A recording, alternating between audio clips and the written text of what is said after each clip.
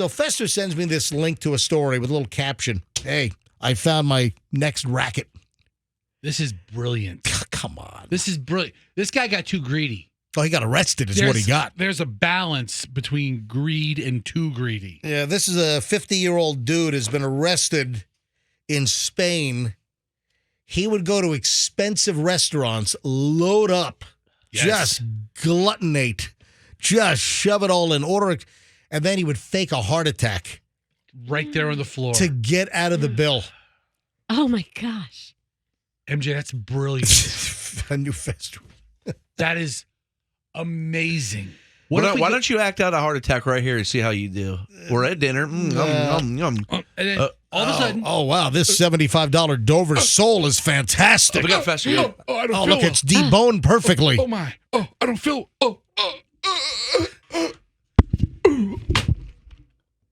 Dude, you just logged off the computer. yeah. You fell off the computer.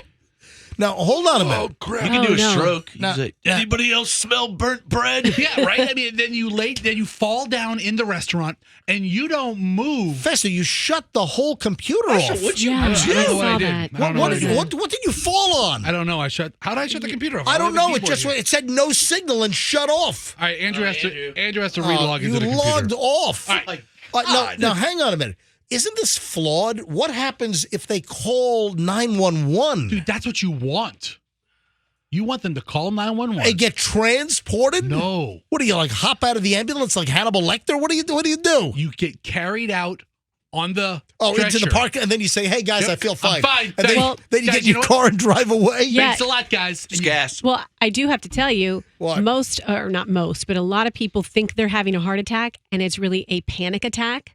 So you could just pull the old. Whoa, hold on a minute. You just said most people think they're having a heart attack and it's a panic attack? Okay, I've had that happen to me. I'm That Googling is- right now. That is Hold not on. medical advice, by the way. I've never had a panic attack. I had one time, and I swear I was having a heart attack. I got like zone vision. It's the only time I've ever had one. It's people get confused when they're having a panic attack. They think it's a heart attack. I have never had a panic attack in my life. Well, So then you don't know. Nobody's talking about real illness. What? Hold on. I'm surrounded by people that get panic attacks regularly. I've had one I've in had- my life. I've It's had a when I handful. thought I had another kidney stone. Oh my gosh.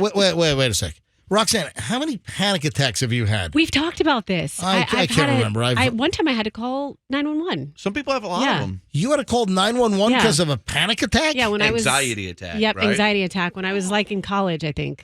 Over Yeah. what? Like studying for an exam? No, I just woke up and started like my heart started racing and my ears started ringing so bad and I felt like I couldn't breathe. What precipitated this? What? Nothing.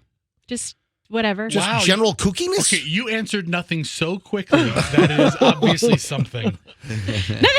Nothing. So I need to take Roxanne to dinner, eat everything, tell her I'm going to have a heart attack, embarrass her so badly she has a panic attack. That would be legit. That would, yes. And then we get out of the bill. You know, I'm wondering if there are any servers, managers, restaurant owners that are listening right now where somebody has pulled the medical emergency deal to get out of paying. Or, you know what? Should we expand it? Other like manufactured incidents? Anything besides a dine and dash. Look, I've got a tire iron in my spaghetti. What is this? Take this off my bill immediately. You know what? Just for the heck of it. But it would be really great if we had people that are listening now where someone tried to pull the heart attack scam to get out of the bill. But you have to pull the ripcord on that. Like we said, you have to make sure you don't get in that ambulance because then you'll get a bill even bigger than Yes, you know. cannot get in the ambulance. Yeah. Or when you get to the ambulance, just get out at the hospital before they have your To information. run? Yes. Like they take me like, let's say, name some bougie restaurant, right? And I get like right up the ramp at TGH and they take me out and they put me in and I was like, I just rise and walk out. All right, let me give out the number here. Call an Uber. I do not expect to get calls on this. So if you would like to pleasantly surprise me, any restaurant owners, managers, servers, or listen, maybe you're the scamster yourself.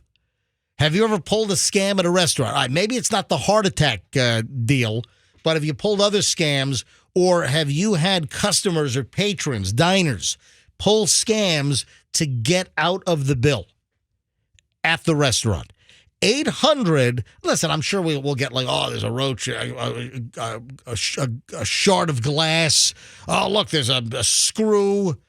Listen, I had a nail. I had a rusty nail in broccoli at the school cafeteria at Ithaca College back in 1985.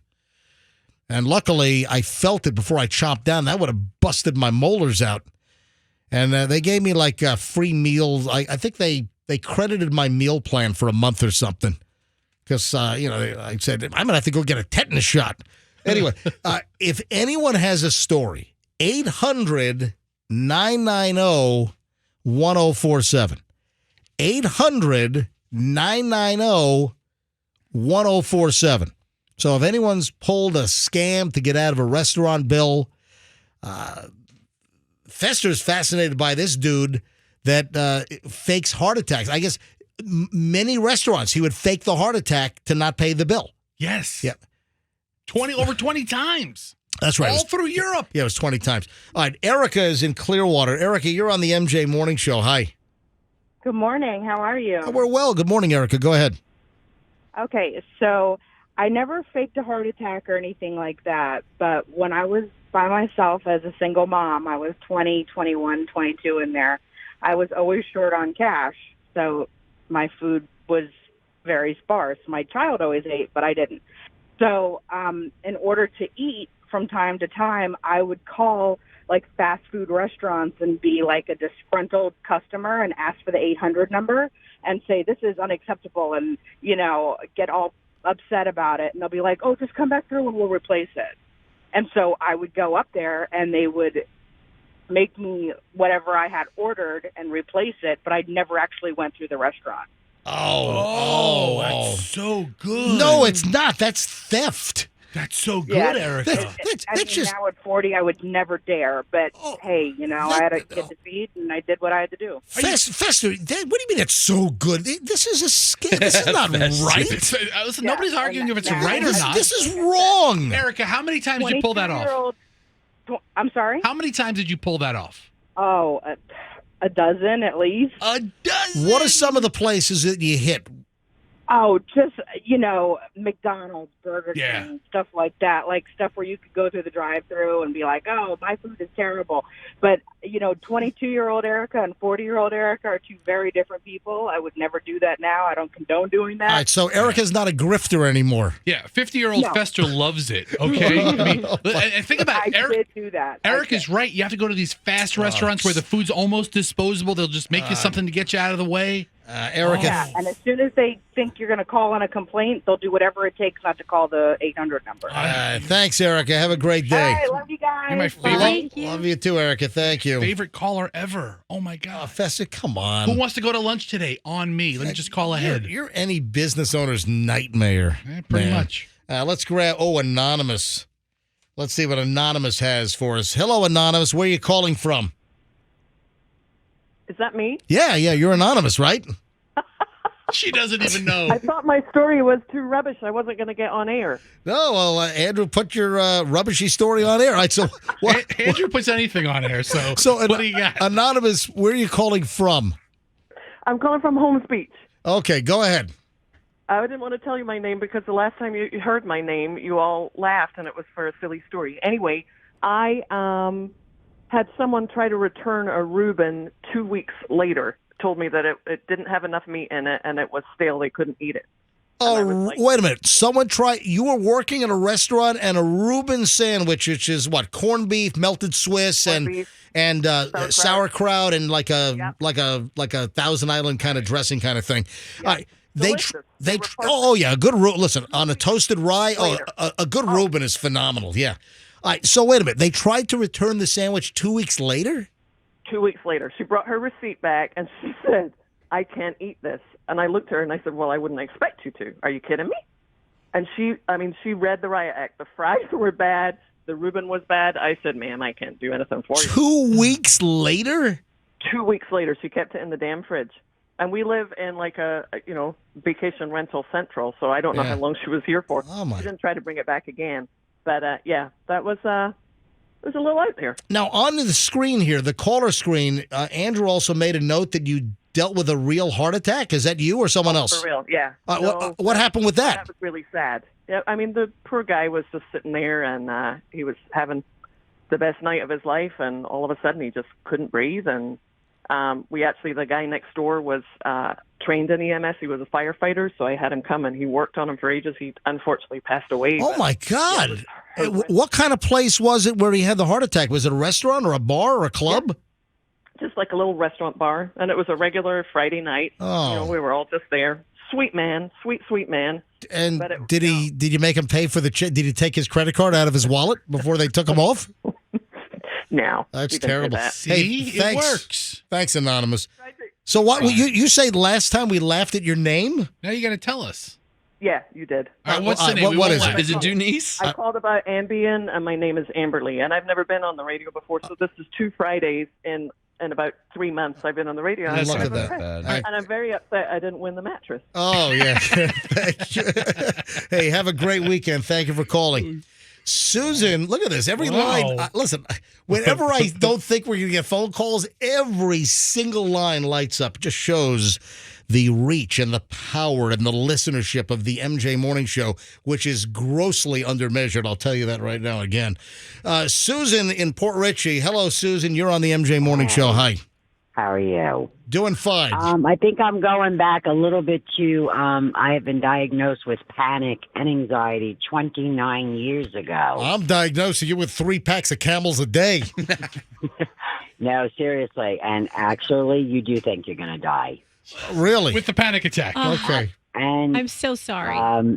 unfortunately, I guess you don't know what it's like. I feel bad. Yeah, no, Susan, listen, I'm not trying to discount it or be flippant, but I've never had a panic attack.